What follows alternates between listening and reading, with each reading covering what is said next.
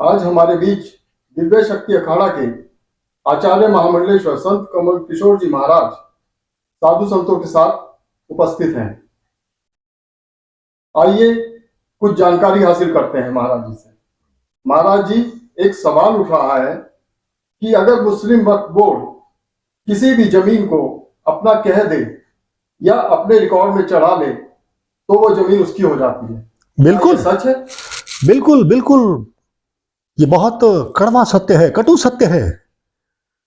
अगर मुस्लिम बोर्ड किसी भी संपत्ति को, यानी यहां हम बैठे हुए हैं, या किसी रेलवे स्टेशन को, या किसी बस स्टैंड को, या इवन जिलाधिकारी के कार्यालय को, या सुप्रीम कोर्ट को ही, उसके परिसर को, यह कह दे कि यह वक्फ की संपत्ति है, वक्फ बोर्ड की संपत्ति है, हो गई वक्फ बोर्ड की संपत्ति। सिद्ध किसे करना है? हमें करना है कि ये हमारी जमीन है। वक्फ बोर्ड को कुछ नहीं करना है, उसने तो अपने रिकॉर्ड में चढ़ा दिया, हो गई संपत्ति उसकी। और मजे की बात, किसी कोर्ट में आप अपील नहीं कर सकते। अपील करनी है तो आपको वक्फ बोर्ड के ट्रिब्यूनल में करनी पड़ेगी। और वक्फ बोर्ड का ट्रिब्यूनल, उसमें कौन बैठे हैं? वो फिर मुस्लिम बैठे हैं। अब मुझे एक छोटी सी बात बताएं आप लोग, हमारे बीच में संत मौजूद हैं, महाराज लोग मौजूद हैं। एक छोटी सी बात उठती है कि मान लीजिए मैं किसी व्यक्ति से पीड़ित हूं, किसी ने मुझे मारा, पीटा, मेरी जमीन हथिया ली, और अब मैं जाऊं कहां? वैसे तो मैं जा सकता हूं थाने, कोर्ट में जा सकता हूं, लेकिन यहां तो मुझे उसी के पास जाना है जो जिसने मुझे मारा, पीटा, मेरी जमीन हथिया ली। मुझे उसी के पास जाके प्रार्थना करनी है कि मेरी जमीन छोड़ दो। वो छोड़े या ना छोड़े ये तो उसकी मर्जी है ना। सबसे बड़ी कमी 40 जो लगाया ना, ये धारा जो बना रखी है इन्होंने, ये मुस्लिम वक्फ बोर्ड की, ये अंग्रेजी में और ये हिंदी में दोनों आपके सामने मौजूद है। ये पढ़ें, इसे ध्यान से पढ़ें। तो ये क्या कहती हैं? ये कहती हैं कि वो मुस्लिम बोर्ड की संपत्ति हो गई। और एक बात, इसी वजह से केरल में, वेस्ट बंगाल में, तमिलनाडु में, दूसरी जगह धर्मांतरण की वजह बन रही है। कैसे? अब मान लीजिए हम उत्तर प्रदेश में यहां बैठे हैं, यहां किसी भी जमीन को उन्होंने अपना घोषित कर दिया, वक्फ बोर्ड में लिख दिया कि ये हमारी जमीन है। अब वक्फ बोर्ड का दफ्तर कहां पे है? लखनऊ। अपील कहां करनी है? लखनऊ। आम आदमी क्या वहां लखनऊ जाएगा? 1000 किलोमीटर सफर करके लखनऊ जाएगा मुकदमा लड़ने के लिए, अपनी ही जमीन के लिए कागज को लेके। फिर वो ट्रिब्यूनल सुने या ना सुने, कुछ हक में उसके फैसला दे या ना दे। अब बार बार चक्कर तो लगा नहीं सकता कोई आदमी। ये हुआ कहां है? ये हुआ ऐसी जगहों पर है जहां पर आदिवासी लोग रहते थे। अब उनकी जमीन इन्होंने अपने नाम कर ली, वक्फ बोर्ड ने लिख ली। अगर वो जमीन को बेचने जाएं, जैसे अभी तमिलनाडु में एक केस हुआ था, एक किसान था, उसने अपनी बिटिया की शादी करनी थी और उसने जमीन बेचनी थी। जब वो बेचने के लिए गया तो उसे बोला एनओसी लेके आओ, नो ऑब्जेक्शन सर्टिफिकेट। कहां से? तहसीलदार से या पटवारी से? ना, लाना कहां है? वक्फ बोर्ड से लाओ, क्योंकि वक्फ बोर्ड ने अपने खाते में लिख ली है ये जमीन। अब बेचारा वक्फ बोर्ड गया, धक्के खाए। तब धीरे धीरे परतें खुली तो पता चला कि 400 एकड़ जमीन वहां की हथिया ली गई है, और इवन वहां का मंदिर भी हथिया लिया गया है, अपने खाते में चढ़ा दिया गया है। ये लैंड जिहाद नहीं तो फिर क्या है? हम तो ये कहते हैं कि सबसे बड़े भू माफिया ये वक्फ बोर्ड वाले हैं। अब आप देखें कैसे इनकी जमीन इस समय 8 लाख एकड़ के करीब हो गई है। ये प्रॉपर्टी ऑफ वक्फ बोर्ड, ये देखिए, ये कागज मैं आपको दिखाना चाहता हूं। ये हमारी मंत्री जो है union ministry of minority affairs की, कौन? स्मृति जुबिन ईरानी जी। वो कहती हैं रिटर्न में, लोकसभा में ये बयान देती हैं कि as per section 40 of the Waqf Act 1995 as amended in 2013, 1995 में पीवी नरसिम्हा राव ने बनाया था, उसकी सरकार ने बनाया था, कांग्रेस वालों ने, और अब 2013 में इसको अमेंड कर दिया, ठीक कर दिया। क्या ठीक किया वो भी सुन ले। The state Waqf board is empowered to decide any question which arises as to whether a particular property is a waqf property or not, or whether a waqf is a sunni board, sunni waqf और a shia waqf, यानी सुन्नी हो या शिया हो, मकसद तो हथियाने से है ना। पहले आप देखें कि इनकी प्रॉपर्टी जो थी 31 जनवरी 2020 को इनकी प्रॉपर्टीज थी 6,16,732 इमूवेबल प्रॉपर्टीज, अचल संपत्तियां, और दिसंबर 2022 में हो जाती है 8,65,646। ये नहीं मैं कह रहा, ये सारे के सारे ये आंकड़े बोलते हैं जो लोकसभा में पेश किए जाते हैं या राज्यसभा में पेश किए जाते हैं सरकार द्वारा। और फिर सरकार इन्हें देती क्या है? पूरी की पूरी फैसिलिटी दे देती है। क्या? वो भी सुन लें जरा। पिछले 5 साल में एन अमाउंट ऑफ 1,861.93 lakhs यानी 1861 करोड़ 93 लाख इनको दिए गए। क्यों? वो इसलिए कि भाई तुम लोग अगर चाहो तो चाहे हॉस्पिटल बना लो, कमर्शियल कॉम्प्लेक्स बना लो, मैरिज हॉल बना लो, हॉस्पिटल बना लो, कोल्ड स्टोरेज बना लो, ताकि और इनकम बढ़ जाए तुम लोगों की। और मजे की बात यह कि ये सारा का सारा लोन जो दिया है ये इंटरेस्ट फ्री, यानी कोई ब्याज नहीं लगेगा। अरे कभी मंदिरों को भी दिया है कुछ कि इंटरेस्ट फ्री, वो भी अपना कुछ इनकम का सोर्स बना ले, कभी वो कमर्शियल कॉम्प्लेक्स बना ले या अपने लिए कोई मैरिज हॉल बना ले। कभी मंदिर वालों को दिया है? नहीं दिया। एक ही कम्युनिटी को खुश करना है ना, इसलिए और आपको बताता हूं, भारतवर्ष ये कहा जाता है कि सारे नागरिक समान हैं, उनके लिए कानून समान है। क्या वास्तव में संविधान सभी को एक जैसा देखता है? मैं तो ऐसी बात नहीं समझता हूं। कारण मुस्लिम के लिए अलग, हिंदू के लिए अलग। अगर ये माइनॉरिटीज के 30 एक्ट के अंदर आते हैं, धारा 30 के अंतर्गत इनको लिया गया है, तो मुझे ये बताइए क्या जैन नहीं आते? क्या पारसी नहीं आते? क्या बौद्ध नहीं आते? क्या सिख नहीं आते? अगर उनको माइनॉरिटी का दर्जा दिया है तो क्या उनको यह फैसिलिटी नहीं दी जा सकती थी? लेकिन चूंकि डिवाइड एंड रूल, लड़ाओ, भारतवर्ष में सनातन धर्म को तोड़ो, यही एक मकसद है इसका। और आपको नई नई चीजें बताता हूं आज। इस एक्ट के बारे में धीरेन्द्र सिंह राठौर जी ने पूछा है, तो 1995 में यह नरसिम्हा राव ने, उनकी सरकार ने यह एक्ट बनाया था, उसमें संशोधन कर दिया गया और उसके मुताबिक होना क्या चाहिए। अगर किसी ने अपनी संपत्ति वक्फ के नाम कर दी हो तो वो वक्फ की संपत्ति मानी जाएगी। अगर कोई मुसलमान या मुस्लिम संस्था जमीन की लंबे समय से इस्तेमाल कर रहा हो वो दे सकता है, या फिर सर्वे में जमीन की वक्फ का संपत्ति होना हुआ ये तय हो गया हो। तय कौन करेगा? आप ही ने लिखा, आप ही तो जज हैं, आप ही मुकदमा लिखने वाले हैं, आप ही फैसला देने वाले हैं। और सबसे ज्यादा बड़ी बात यह है कि उस बोर्ड में है कौन? अगर अल्पसंख्यक मंत्री भी है तो आज तक जितने अल्पसंख्यक मंत्री हुए हैं मैक्सिमम सारे के सारे मुसलमान। अभी पहली बार मोदी जी की सरकार में ये समृद्धि ईरानी जी आई हैं, उससे पहले तो सारे के सारे जितने भी थे सब मोहम्मदनी थे। तो आपस में चल रहा था ये सारा का सारा। और फिर यह कहा जाता है कि जो जमीन वक्फ बोर्ड की हो गई वो अल्लाह की हो गई।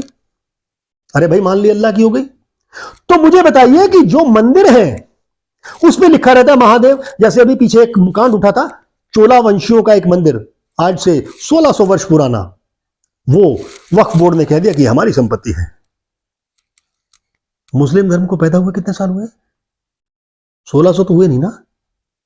चोला वंशियों का मंदिर, यानी तुम्हारे पैदा होने से पहले ही, वक्फ बोर्ड के पैदा होने से पहले ही वो मंदिर भी वक्फ की संपत्ति हो गया। हैरानी की बात है और शर्म की बात है। फिर बात करते हैं समानता के अधिकार की। समानता का अधिकार कहां है ये बताइए। दिल्ली सरकार मुस्लिम मौलवियों को 18,000 से लेकर 42,000 तक की तनख्वाह देती है, सैलरी देती है। क्या मंदिर के पंडितों को मिलती है? क्यों महाराज, मिलती है क्या? कहीं नहीं मिलती है। क्यों? क्या ये अछूत है? क्या ये इंसान नहीं है? क्या सनातन धर्म के लोग गरीब नहीं होते हैं? सब सारी की सारी फैसिलिटी सारी की सारी इन्हीं के लिए है। ध्यान दें, ये वक्फ बना के क्यों था? 1947 में अंग्रेजों की अधीनता से आजादी मिलने के साथ भारत के बंटवारे से पाकिस्तान नया देश बना। कैसा बना? धर्म के आधार पर बंटवारा हुआ था। तब जो मुसलमान भारत से पाकिस्तान चले गए, उनकी जमीनों को वक्फ संपत्ति घोषित कर दिया गया। 1950 में एक समझौता हुआ नेहरू और लियाकत के बीच में कि जितने भी भारत से चले गए या भारत में आ गए, अपनी अपनी संपत्तियों पर उनका अधिकार बना रहेगा और वो अपनी संपत्तियां बेच सकेंगे। पाकिस्तान में तो ऐसा नहीं हुआ। आपको पता ही है क्या हश्र हुआ। अब देखें, पाकिस्तान में हिंदुओं की छोड़ी जमीनें, उनकी अन्य संपत्तियों पर तो लोगों ने या तो कब्जा कर लिया या सरकार ने कब्जा कर लिया, लेकिन प्रधानमंत्री जवाहरलाल नेहरू ने क्या कहा कि यहां की संपत्तियों की, मुसलमानी की संपत्तियों की कोई हाथ तक नहीं लगाएगा। ठीक है, नहीं हाथ लगाया। और उनके साथ ही क्या हुआ, उन्हें वक्फ की संपत्तियां घोषित कर दिया गया। लेकिन हुआ क्या, इस्लामीकरण का एजेंडा शुरू हो गया।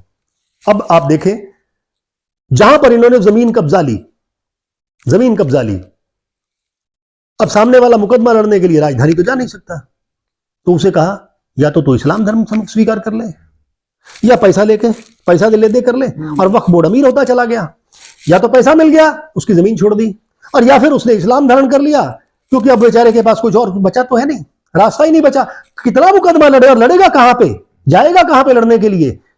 तो भाई ये एक तो लैंड जिहाद का मामला आ गया, और दूसरा ये जो इस्लामीकरण यानी धर्मांतरण का मामला आ गया। तो ये भी इसी के साथ कहीं ना कहीं जुड़ा हुआ है। और इस बात को लेकर एक प्रमुख वकील हैं अश्विनी उपाध्याय जी, सुप्रीम कोर्ट के वकील हैं, वो एक करके उन्होंने कई PIL डाली हैं और मुकदमे लड़ रहे हैं।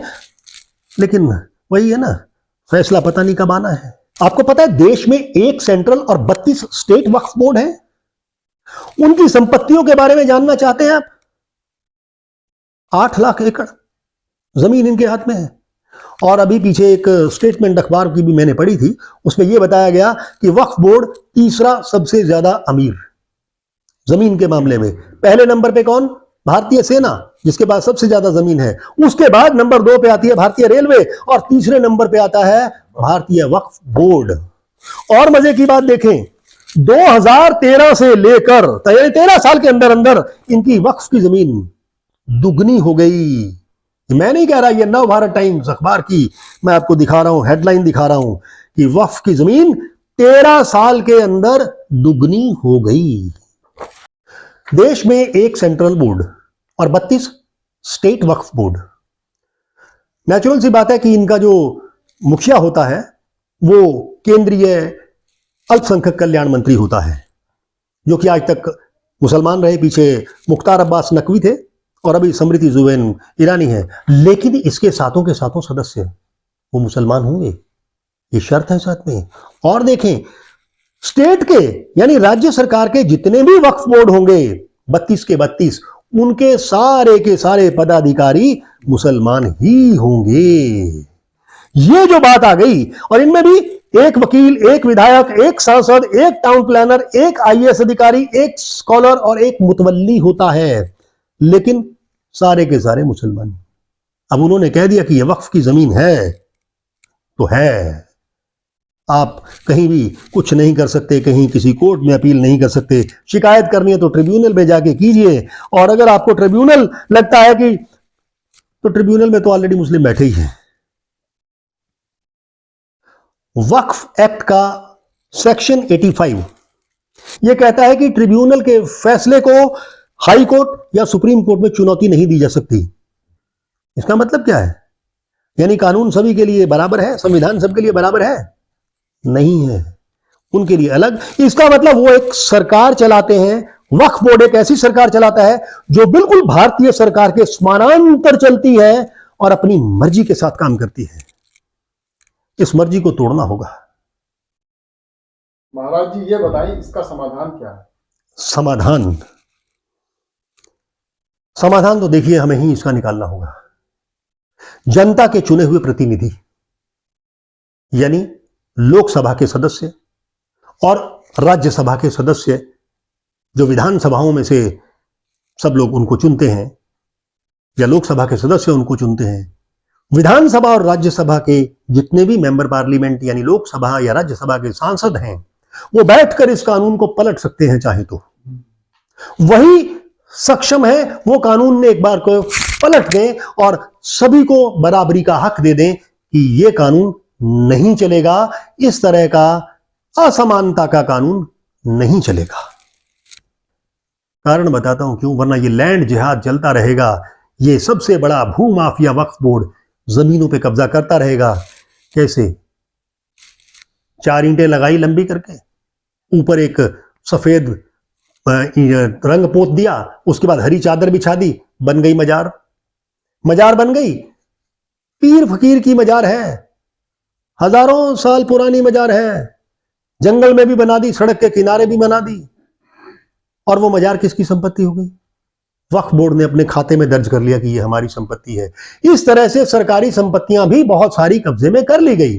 और अब आप देख रहे हैं कि योगी जी की सरकार ने और दूसरी साइड उत्तराखंड की सरकारों ने कई मजारें ढा दी हैं, क्योंकि मजारों को जब खोदा गया नीचे किसी की हड्डियां तक नहीं मिली, आदमी की कुछ नहीं मिला।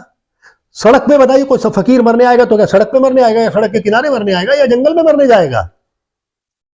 तो ये सारी मजारें, ये दरगाहें, ये जो अवैध निर्माण किए जा रहे हैं, ये इस आड़ में किए जा रहे हैं कि वक्फ बोर्ड की जमीनें घोषित कर दी जाएं, वक्फ बोर्ड इन्हें अपने अंडर ले ले, और बाद में सर्वेयर भी उनका, क्योंकि सर्वे भी उन्होंने करना है, ट्रिब्यूनल भी उनका, सब कुछ उन्होंने, फैसले भी उनके कोर्ट में चैलेंज हो नहीं सकते। तो बस इसी तरह से ये लोग कब्जाते चले गए, जमीनें कब्जाते चले गए, और बहुत ही ज्यादा बुरा हाल हो गया। तो बस इसका एक ही समाधान है, वो हमारे संसद में ही हो सकता है। संसद एक बार फिर से नया कानून पारित करे और सबको समानता के अधिकार पे ले आए, और इस कानून को, इस वक्फ एक्ट को वैनिश करना चाहिए। जो समानांतर सरकार चल रही है वक्फ एक्ट की, उसे समाप्त करना चाहिए। ये बहुत जरूरी है। और हम सब संत आपके सामने, आप जनता के सामने, हमने जो हमें सत्य पता चले वो हमने रख दिए।